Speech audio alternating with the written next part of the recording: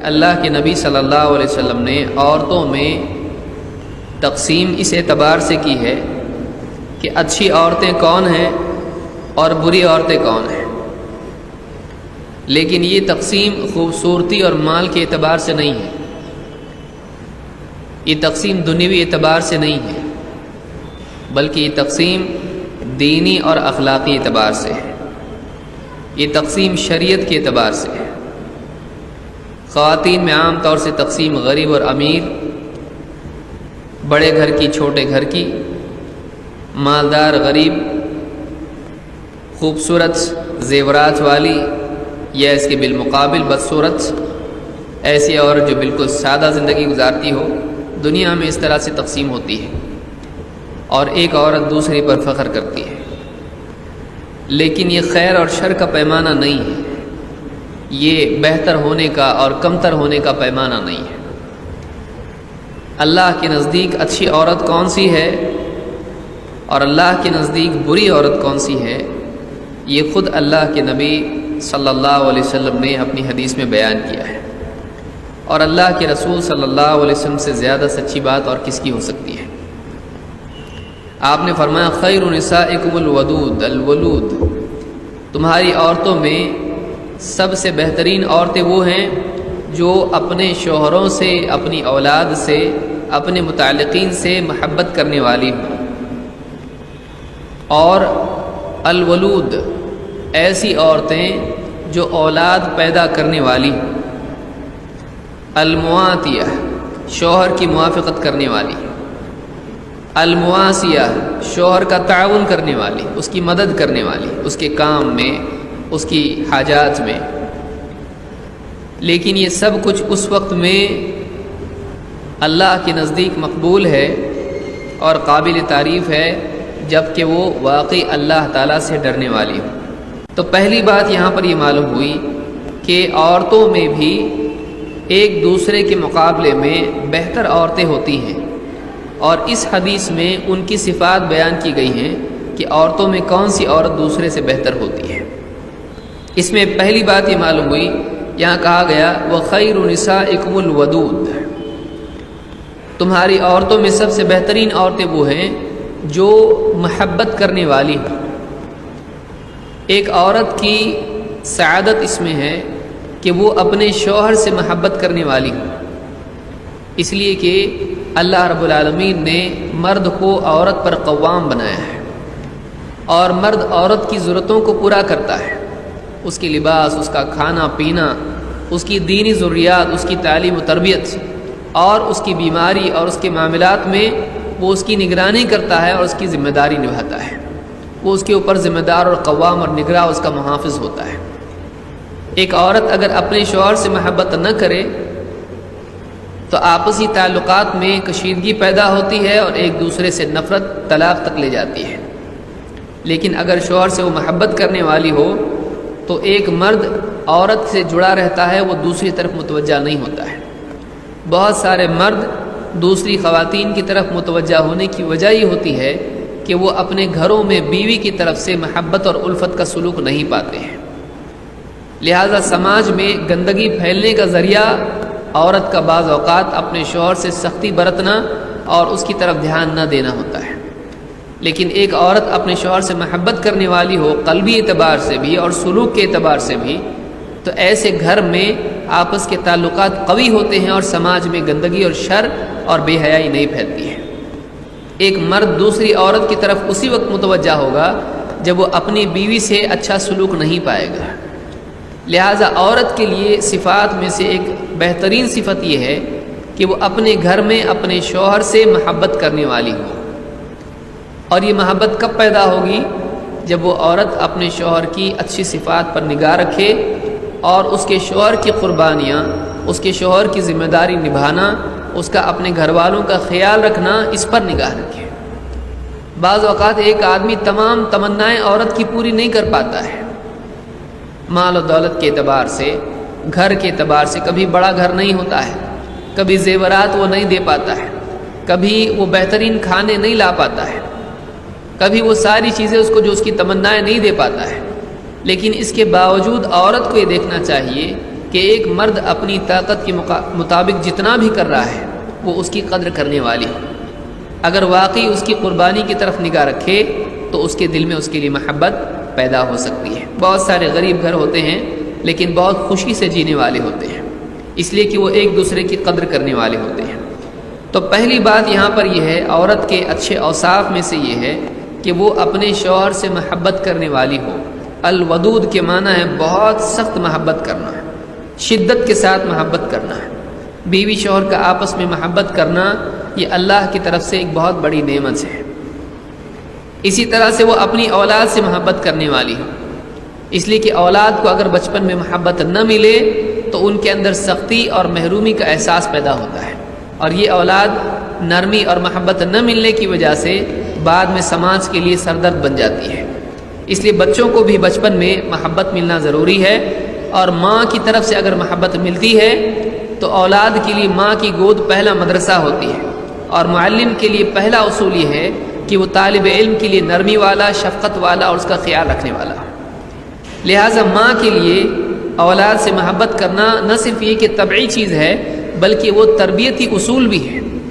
ماں کے دل میں ویسے بھی اولاد کے لیے محبت ہوتی ہے، لیکن اسی کے ساتھ ساتھ اگر ماں بچوں کی تربیت کر رہی ہے تو تربیت کا بھی ایک حصہ ہے کہ طالب علم کے ساتھ نرمی کی جائے. بعض اوقات مائیں عام حالات میں بچوں سے محبت کرتی ہیں، لیکن جب پڑھنے کے لیے اور پڑھانے کے لیے بیٹھتے ہیں تو پٹائی سے بات شروع ہوتی ہے. اس سے بچے بگڑتے ہیں. سزا کا حکم اسی وقت ہے جب واقعی اللہ کا حکم توڑا جائے، لیکن بہت سارے پڑھانے والے ہاتھ میں چھڑی لے کے جب پڑھاتے ہیں تو بچوں پر اس کا غلط اثر پڑتا ہے. اللہ کے نبی صلی اللہ علیہ وسلم اور صحابہ ہاتھ میں چھڑی لے کر نہیں پڑھاتے تھے. لہٰذا ماں کے لیے چاہیے کہ اولاد کے لیے نرم دل ہو اور وہ نرم سلوک کرنے والی ہو، اور اسی طرح سے خصوصاً وہ شوہر کے ساتھ بھی محبت کرنے والی ہو. تو تمہاری بہترین عورتیں خیر نسائکم الودود، تمہاری عورتوں میں بہترین عورتیں وہ ہیں جو بہت ہی محبت کرنے والی ہوں. یہ پہلی بات بیان کی. دوسری چیز الولود، جو اولاد خوب پیدا کرنے والی ہوں. آج کے دور میں خواتین کو یہ لفظ ہو سکتا ہے تھوڑا گراں گزرے کہ عورتیں بہت بچہ پیدا کریں گی تو ان کے لیے تکلیف ہو جائے گی. دیکھیے یہ حدیث ہر دور کے اعتبار سے ہے، صرف آج کے دور کے لیے نہیں ہے، اور ہر ملک اور ہر علاقے کے اعتبار سے ہے. آج عالمی سطح پر اس بات کو تسلیم کیا گیا ہے کہ جس قوم کے افراد زیادہ ہوں وہ قوم بہت ہی پھلتی پھولتی ہے، اس قوم کی طاقت بڑی زیادہ ہوتی ہے. دوسری قومیں اس قوم کو برباد نہیں کر پاتی ہیں، اس قوم کے معاشی حالات نکھرتے ہیں. جس قوم کے پاس مین پاور زیادہ ہوتا ہے اس قوم کی طاقت سیاسی اعتبار سے، معاشی اعتبار سے اور کئی اعتبار سے زیادہ ہوتی ہے. اللہ کے نبی صلی اللہ علیہ وسلم نے قیامت کے دن کے بارے میں فرمایا کہ میں دوسرے نبیوں کے مقابلے میں تمہاری زیادتی پر فخر کروں گا. آپ نے فرمایا کہ میں فإنی مکاثر بکم، میں قیامت کے دن تمہاری زیادتی، تمہارے عدد کے زیادہ ہونے، اپنی امت کے زیادہ ہونے پر دوسرے نبیوں کے مقابلے میں زیادہ فخر کروں گا. تو ایک عورت اگر واقعی اس کا میڈیکل کوئی پرابلم ہے، طبی اعتبار سے اگر ڈاکٹر کہتا ہے کہ آپ کو ابھی اولاد نہیں پیدا کرنا چاہیے، ابھی آپ کو رکنا چاہیے، اگر واقعی وہ ڈاکٹر اپنے پیشے کے اعتبار سے سچا اور جھوٹ نہیں بولتا ہے، دھوکہ دینے والا نہیں ہے، خیر خواہ ہے مریض کا، تو ایسی صورت میں اس کی بات مانی جا سکتی ہے. لیکن عام حالات میں عورتوں کا اپنی خوبصورتی کو بچانے کے لیے یا اسی طرح سے جھنجھٹ سے بچنے کے لیے یہ کہنا کہ ہم کو اولاد نہیں چاہیے، یہ مناسب چیز نہیں ہے. اس لیے کہ بعض اوقات آپ دیکھیں کچھ عورتیں اولاد کو مؤخر کرتی رہتی ہیں، ہم کو اولاد نہیں چاہیے، لیکن بعد میں معلوم پڑتا ہے کہ پیٹ میں بچے دانے کی تھیلی جو ہوتی ہے وہی خراب ہو جاتی ہے. اللہ تعالیٰ نے جو جسم دیا ہے، اللہ تعالیٰ نے اپنی حکمت سے ایسا جسم دیا ہے کہ جس کا صحیح کام کرنا شریعت کے تابع اگر ہو تو ہی مفید ہوتا ہے. اگر شریعت سے ہٹ کے ایک انسان چلے اس کو دنیا میں بھی نقصان ہوتا ہے. لہٰذا عورتوں کے لیے اگر واقعی ان کے لیے کوئی تکلیف نہیں ہے تو بچوں سے بھاگنا نہیں چاہیے. وَخَيْرُ نِسَائِكُمُ الْوَلُودُ، اور جس گھر میں بچے زیادہ ہوں ابتدا میں وہ تکلیف ہوتا ہے، اس میں کوئی شک نہیں ہے، لیکن بعد میں جب بچے بڑے ہوتے ہیں تو واقعی والدین کو معلوم ہوتا ہے کہ اولاد زیادہ ہونا کتنی بڑی طاقت اور کتنا خوشی کا ذریعہ ہے، کہ گھر میں کئی لوگ جب ہوتے ہیں، نگرانی کرنے والے کئی لوگ ہوتے ہیں، تو بڑھاپے میں واقعی ماں باپ کو احساس ہوتا ہے کہ زیادہ اولاد بہت بڑی نعمت ہے۔ جوانی کے دنوں میں زیادہ بچے اچھے نہیں لگتے ہیں، لیکن جب بڑھاپا آتا ہے تو ماں باپ کو احساس ہوتا ہے کہ ایک نہیں تو کم سے کم دوسرا تو دیکھے گا۔ لیکن اگر ایک ہی اولاد ہے، ہم دو اور ہمارے دو، اس طرح کی جو ترتیب آج کے دور میں نکلی ہے، اور لوگوں کو خامخواہ ڈرایا جاتا ہے کہ آپ بچوں کو کیسا پالو گے، تو آپ یاد رکھیں کہ یہ دوسری قوموں کا فکر ہے، مسلمانوں کا نہیں۔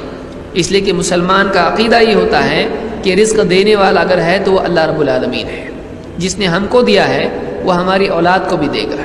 جو جانوروں کو اور چونٹیوں کو اور ہاتھیوں کو اور سمندر کی مچھلیوں کو اور پرندوں کو کھلاتا ہے وہ ہم کو بھی کھلا سکتا ہے، ہماری اولاد کو بھی کھلا سکتا ہے۔ تو محض بے وجہ اولاد سے بھاگنا یہ مناسب نہیں ہے۔ ہاں اگر ڈاکٹر کسی سے کہتا ہے کہ آپ کو تکلیف ہوگی، آپ کے لیے ابھی مناسب نہیں ہے، تو بلا شبہ اسلام نے عورت کو بچہ پیدا کرنے کی مشین قرار نہیں دیا ہے، یہ بھی آپ یاد رکھیں۔ بعض اوقات شوہر بھی اس سلسلے میں خواتین کا خیال نہیں رکھتے ہیں اور لگاتار ایک کے بعد ایک بچے کے لیے ضد کرتے ہیں، اور بعض اوقات عورتیں جسمانی اعتبار سے لاغر ہو جاتی ہیں، ریڑھ کی ہڈی خراب ہو جاتی ہے۔ یہ بھی اسلام میں نہیں ہے۔ اسی لیے آپ دیکھیں اسلام ایسا بہترین دین ہے کہ اس میں انسان کے ہر حال کے اعتبار سے سہولت موجود ہے۔ آپ سوچیں کہ ایک حاملہ عورت اگر اس کو روزوں سے تکلیف ہوتی ہے تو اس کے لیے ہے کہ وہ بعد میں رکھے۔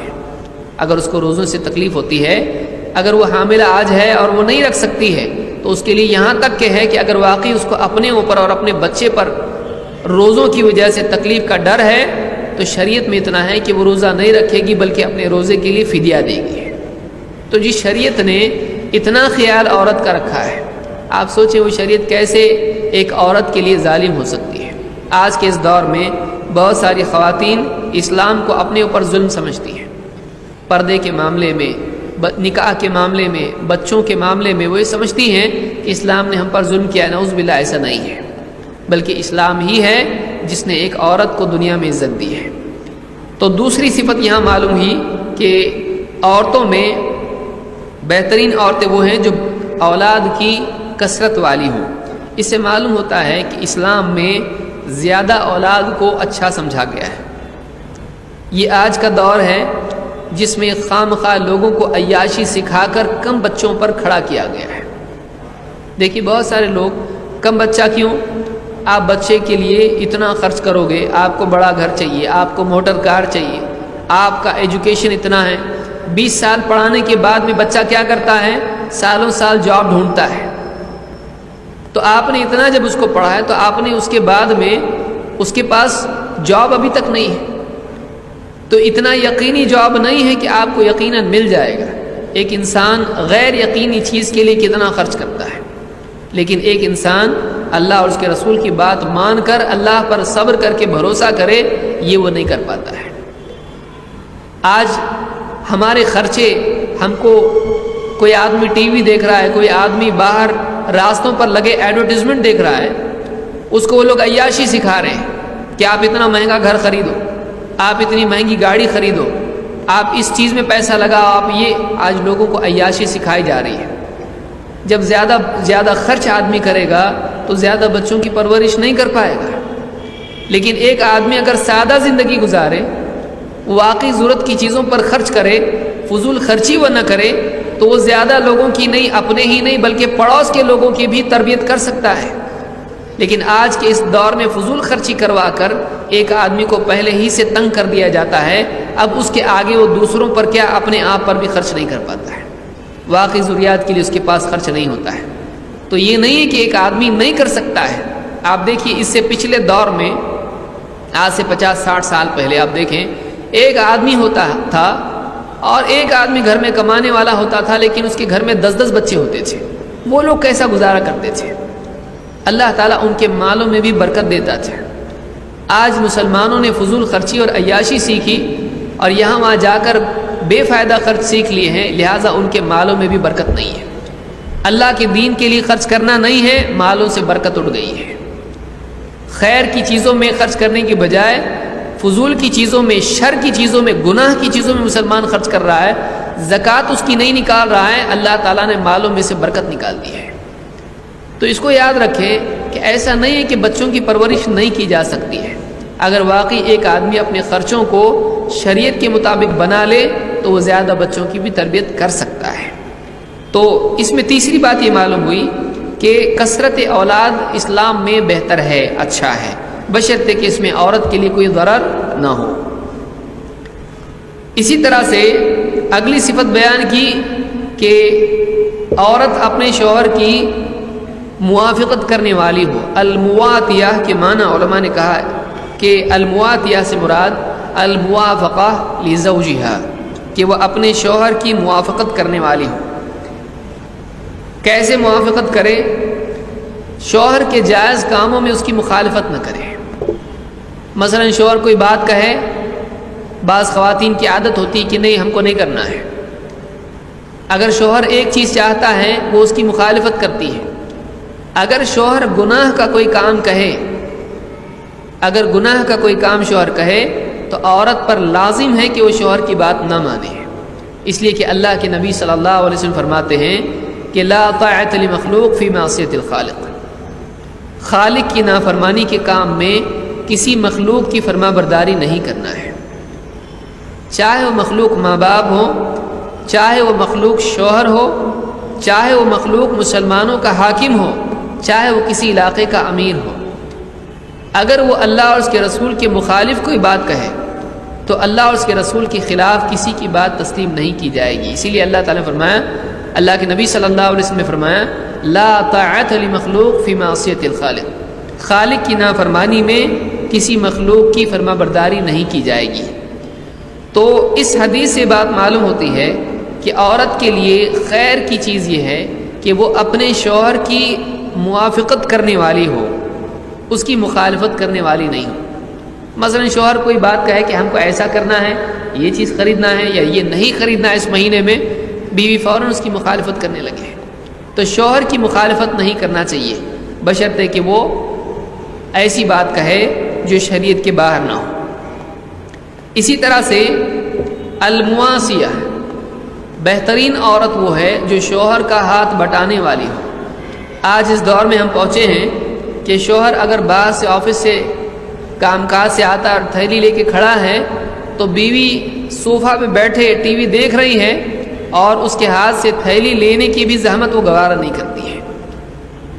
یہ بہت ہی شرم کی بات ہے کہ ایک عورت اپنے شوہر کی اتنی بھی قدر نہ کرے کہ اس کے لیے دینی اعتبار سے کم اس کے کچھ بوجھ کو ہلکا کرنے والی ہو، دنیوی اعتبار سے اس کے بوجھ کو ہلکا کرنے والی ہو۔ بہت ساری خواتین اپنے شوہر کی خدمت بھی نہیں کرتی ہیں، یہ عورت کے لیے بہت ہی شرم اور افسوس کی چیز ہے۔ تو یہاں پر یہ بتایا گیا کہ شوہر کے دنیا میں اور دین میں اس کی خدمت کرنے والی ہو، اس کی فرما برداری کرنے والی ہو، اس کا تعاون کرنے والی ہو، اس کی مدد کرنے والی ہو۔ تو شوہر کی دنیاوی کام میں مدد کرنا اور اس کی ضرورتوں میں اس کا ہاتھ بٹانا، یہ بھی اچھی عورت کی علامت ہے۔ المواتیہ، المواسیہ۔ اور آخر میں آپ نے فرمایا کہ اذا اتقین اللہ، بشرطے کہ وہ اللہ سے ڈرنے والی ہوں۔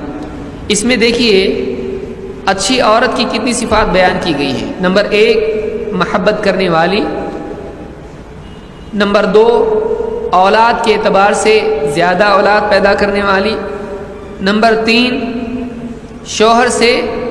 شوہر کی موافقت کرنے والی، بات پر عورتوں میں بعض اوقات عادت ہوتی ہے شوہر ایک بات کہے وہ دوسری بات کہے گی، شوہر کی موافقت کرنے والی ہے۔ اور نمبر 4 المواسیہ، شوہر کا ہاتھ بٹانے والی۔ اگر واقعی ایک عورت بہترین بننا چاہتی ہے تو اس کے لیے یہ کام اللہ کے نبی صلی اللہ علیہ وسلم نے بیان کیے ہیں۔ لیکن اخیر میں آپ نے فرمایا اذا اتقین اللہ، بشرطے کہ وہ اللہ سے ڈرنے والی ہوں۔ اس سے معلوم ہوا کہ ایک انسان کی سب سے بڑی خوبی اللہ کا تقویٰ ہوتی ہے۔ اگر اس کے پاس تقویٰ نہیں ہے اور باقی ساری صفات ہیں تو دنیاوی اعتبار سے تو اچھی چیزیں ہیں لیکن اللہ کے ہاں اجر و ثواب کا ذریعہ نہیں بن سکتی ہیں، اس لیے کہ تقویٰ تمام صفات اور اوصاف کے لیے قبولیت کا مرتبہ عطا کرنے والی چیز ہے۔ اذا اتقین اللہ،